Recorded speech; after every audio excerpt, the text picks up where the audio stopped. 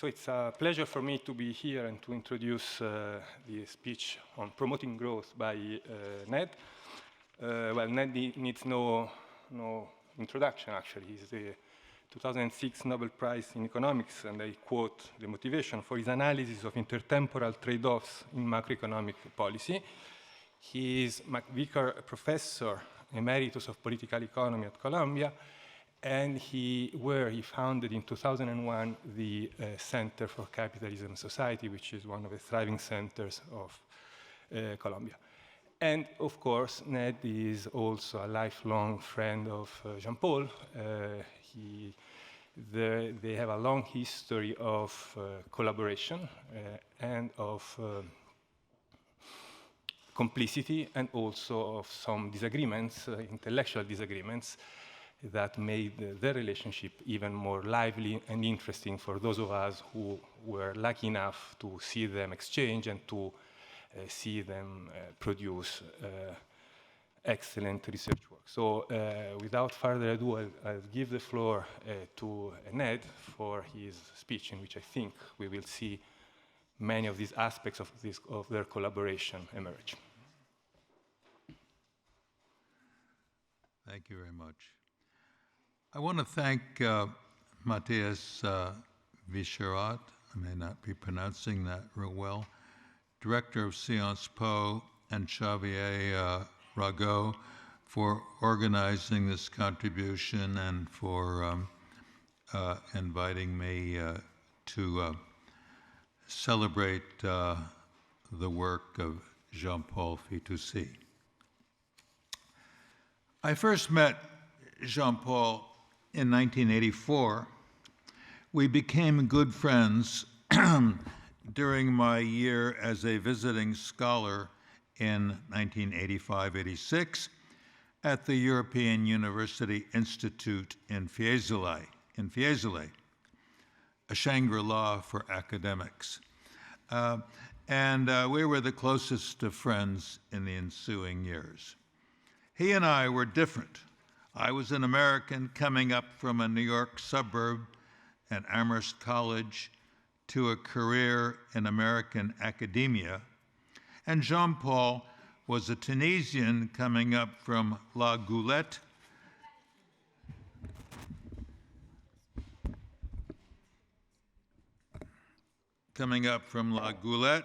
the University of Strasbourg, and a career at Sciences Po. Perhaps it was the difference in our backgrounds that made us interesting to each other. Our interactions in Fiesole and later in Paris led to our first collaboration with our fall 1986 Brookings paper, Causes of the 1980s Slump in Europe. As a closed economy theorist, I wasn't familiar with whatever recent studies might have discovered on the effects of shifts in a nation's policy measures aimed at boosting employment at home on the employment levels abroad. It wasn't my field. But I had heard one or two economists quote the old saying, "A rising tide lifts all boats." But that wasn't very helpful.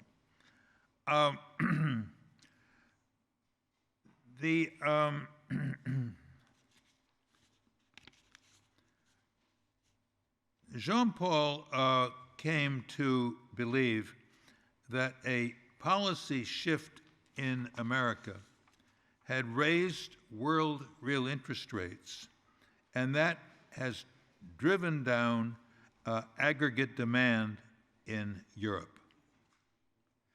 I came to believe that the rise of the world real interest rate contracts aggregate supply as firms respond by pushing up their markups. So Jean-Paul and I proceeded to begin a rather wide investigation of the causes of the European slump. This joint work of ours was published by Basil Blackwell in 1988. The Slump in Europe was the title.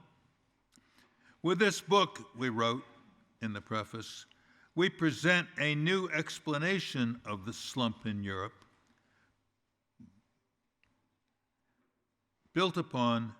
an explanation built upon central features of the 1980s. The book began by noting errors or weaknesses in the prevailing explanations of this slump.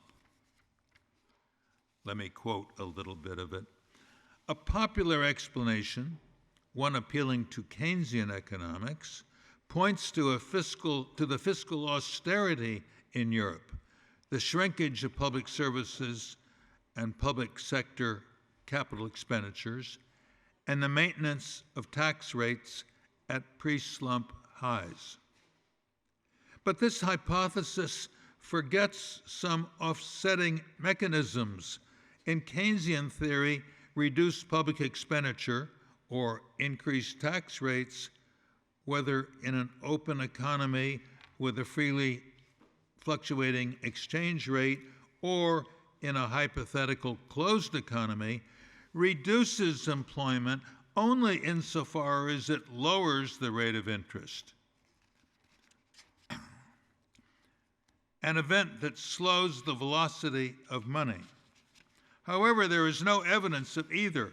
Interest rates and the velocity of money were high in recent years in Europe. These remarks, directly quoted from the book that Jean-Paul and I were writing, are interesting, I think. The argument was that a Keynesian slump, a pure Keynesian slump, you might say, would exhibit a downward shift of the IS curve, which sends the economy down its LM curve.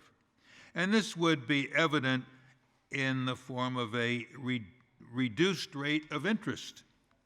But no such fall of interest rates had occurred. We didn't observe reduced interest rates in Europe in the 1980s. So we had our work cut out for us a little bit. The work's introductory material adds the greatest fiscal austerity, the nations with the greatest fiscal austerity are going to be seen to suffer the most. Fiscal austerity was something that agitated Jean-Paul a great deal. Much of our book's contribution then is to point out the importance for a nation's economy of the real interest rate, which is largely determined in the rest of the world. I imagine that some of this echoes with your thoughts about today in Europe and the very high interest rates outside of Europe. The slump in Europe, the book argues, derived to a large extent from forces that had driven up real interest rates. My contribution to our book was mainly to show that a development somewhere abroad causing a rise of real interest rates in financial markets around the world induces nations in customer markets to raise their markups and thus, and as a result, cut back their stock of employees, thus adding to the nation's unemployment rate until that rate had reached some new equilibrium time path. It could also have been argued that the rise of world real interest rates drove down share prices in the stock markets used by corporations to value new capital projects, and the valuations that corporations put on new ventures in general, thus reducing further both the current stock of job opportunities and the prospects of new job openings in the near future.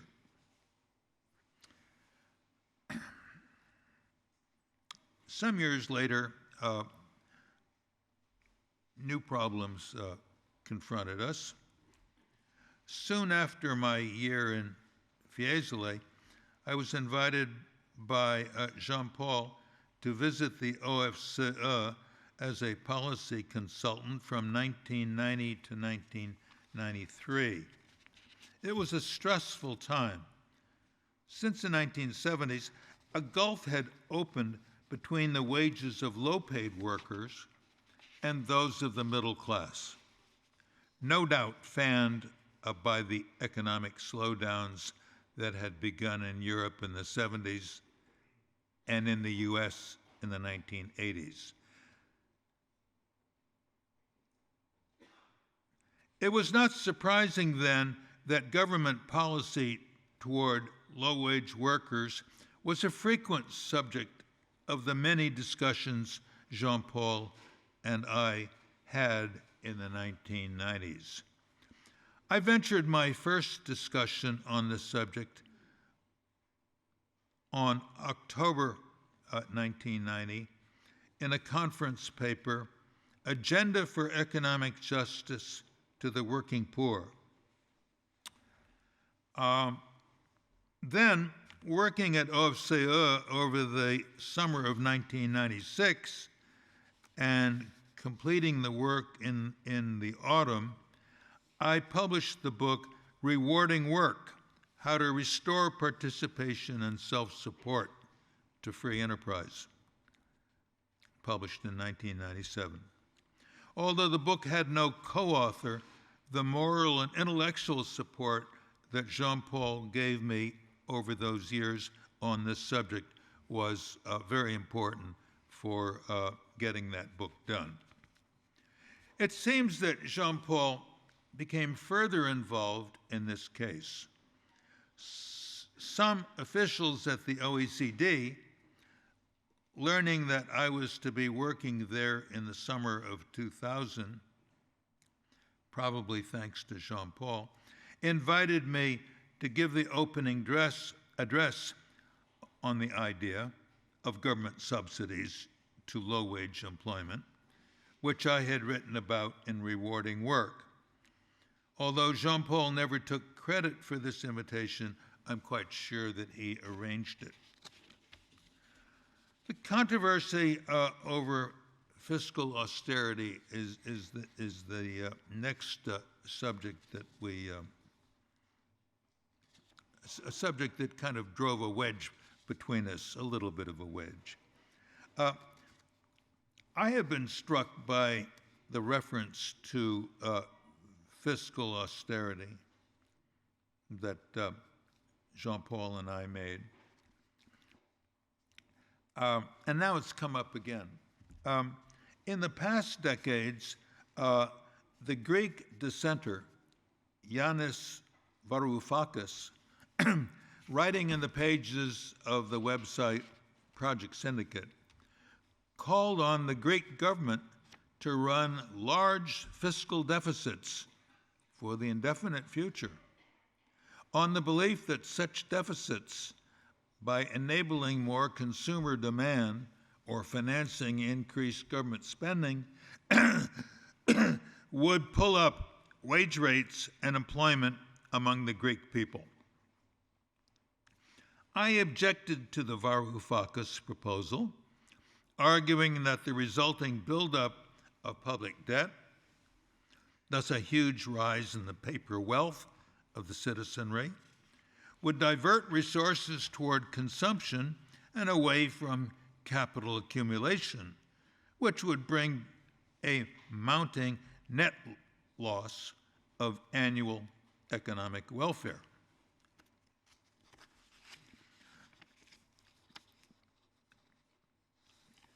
That had been a theme of mine in my first book, Fiscal Neutrality Toward Economic Growth, published in 1965.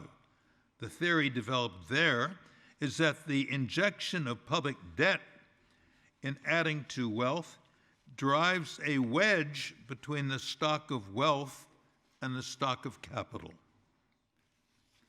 Both David Ricardo and Franco Modigliani were also opposed to a sustained public debt. I came to sense that Jean-Paul may have had a position different from mine, whether or not he agreed with it when we were writing the introduction to our book, The Slump in Europe. I see now that, in general, there is more to be said about the matter, I think thanks in part to Jean-Paul. When a temporary development that threatens a temporary loss of employment and incomes breaks out, there is broad agreement among economists that the government ought to enact increases in government spending or cuts in taxes, despite the prospect of fiscal deficits for some time, for whatever the duration.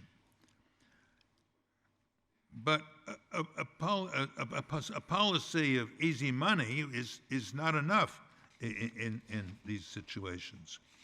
From this perspective, some of us would have been more approving of the tax cut that Varoufakis proposed if there had been some expectation or some hope that the problem addressed would go away in the foreseeable future. It's the lack of any expectation that such a proposal, if adopted, would come to an end in the foreseeable future. That was what repelled some of us, not the idea of deficits per se. And it may have been just that expectation that Jean-Paul and others, that then encouraged Jean-Paul and some others to approve of the idea. There was another, I think, more profound difference of opinion that we had later on. I argued in 2013, in my 2013 book, Mass Flourishing, which I understand Jean-Paul gave to friends without stamping his approval on it.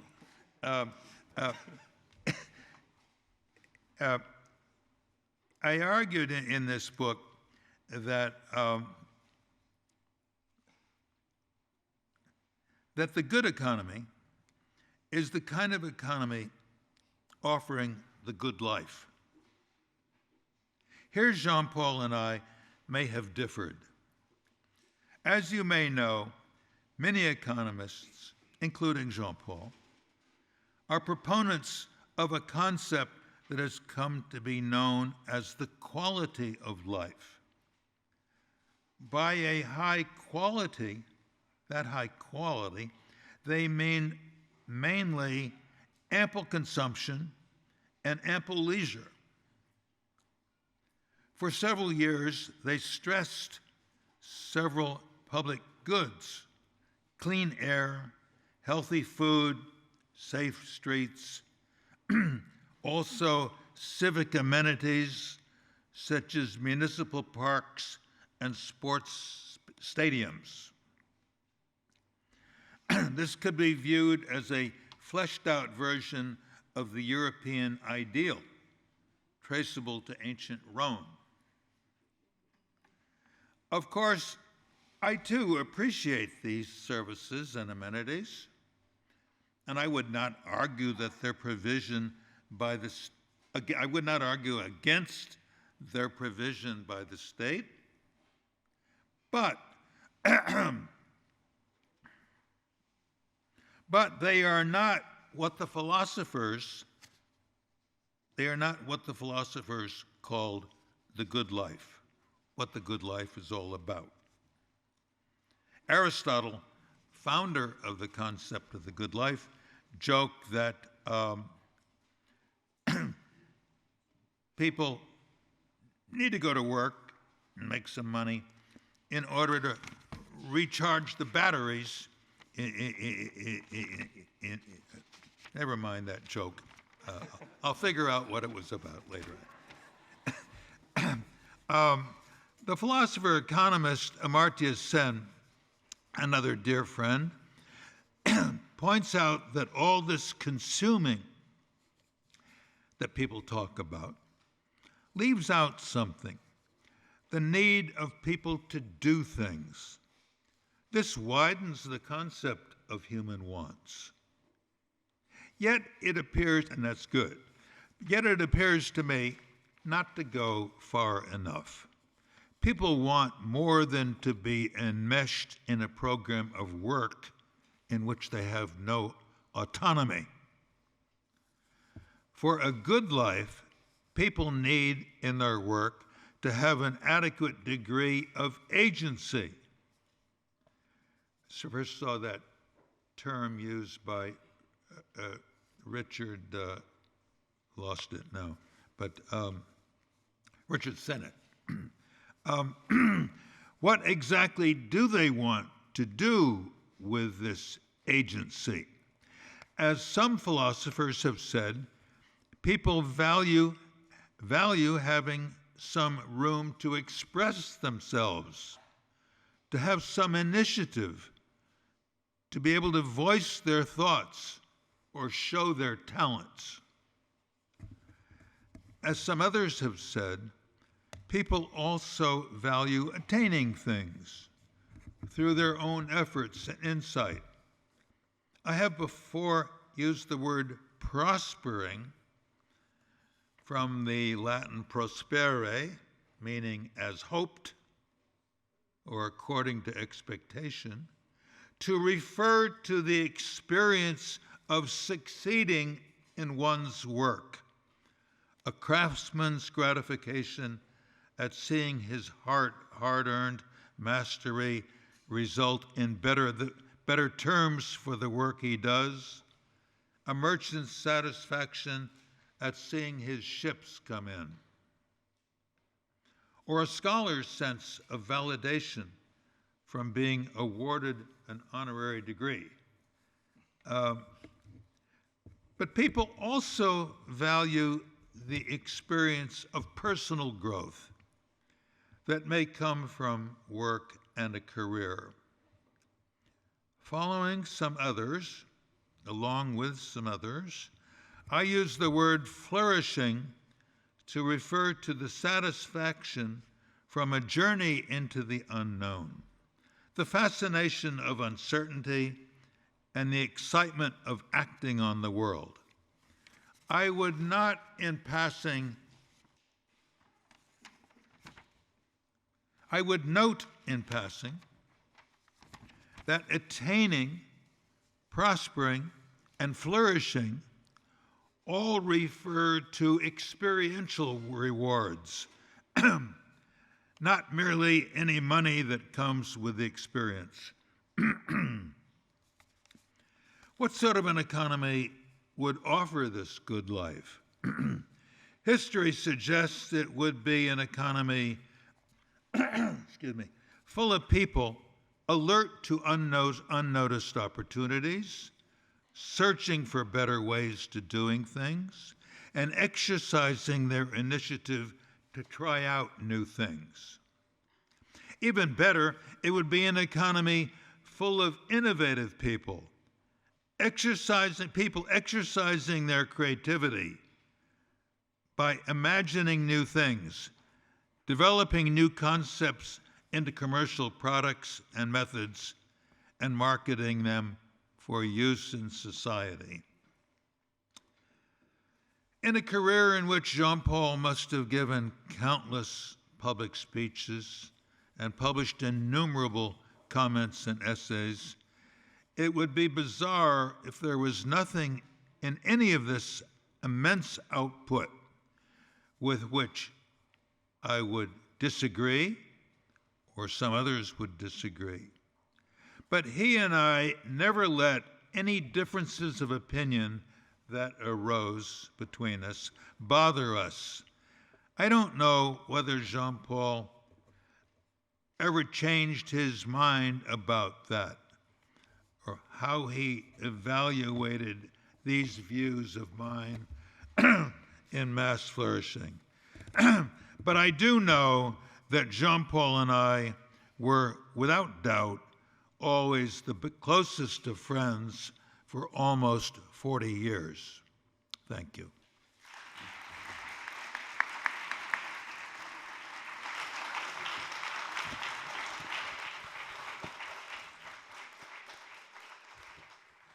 Thank you very much, Ned.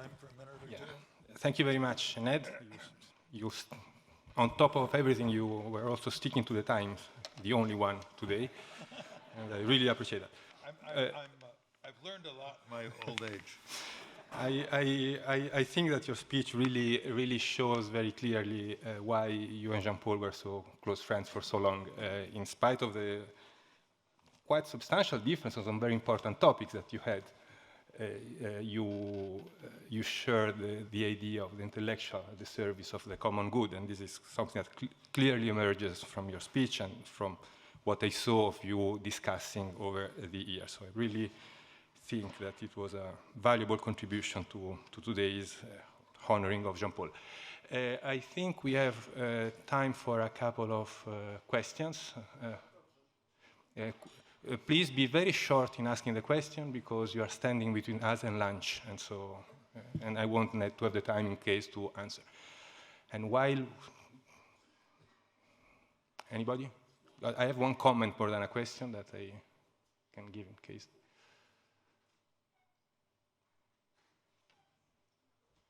Okay, so my comment, which is not a question, it's that we are still very much in the same configuration as you were during the years of the slump in Europe, because in spite of the euro, we still are in some sort of small country syndrome in Europe. And one of the untold reasons why the ECB increased its interest rates starting last July is because we couldn't afford to let the spread with the American rates grow too wide. And so we are still pretty much in the same configuration you and Jean-Paul analyzed in... yeah, that's interesting, isn't it? The Europeans are complaining about the high interest rates generated by various policy actions in the United States. So in a sense, we're having a rerun of the 1980s that Jean-Paul and I were examining and thinking about. I don't know what to say about that. I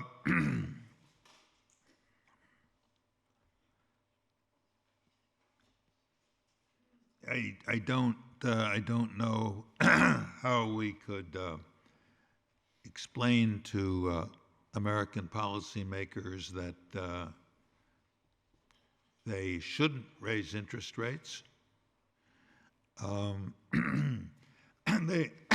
They want to raise interest rates because many people in the public are irate about the inflation going on, and if you're a politician, you have to worry about that.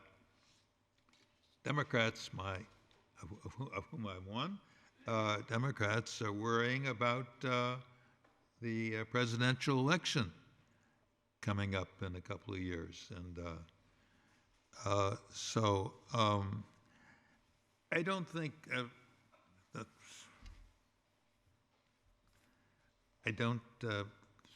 that that uncomfortable position that the U.S. finds itself is anything that can be remedied. At least I don't see any remedy for it. Maybe there's some other way of getting rid of the inflation, perhaps by fiscal tightening rather than monetary tightening. That would be. But you know how the public feels about tax increases in the United States. We love money too much in the United States. And I don't love money, but so there aren't very many roads open to policymakers. But it's an interesting subject, and maybe some new wisdom will come to mind. Some new solution will come to mind. Thank you again for your speech, Ned.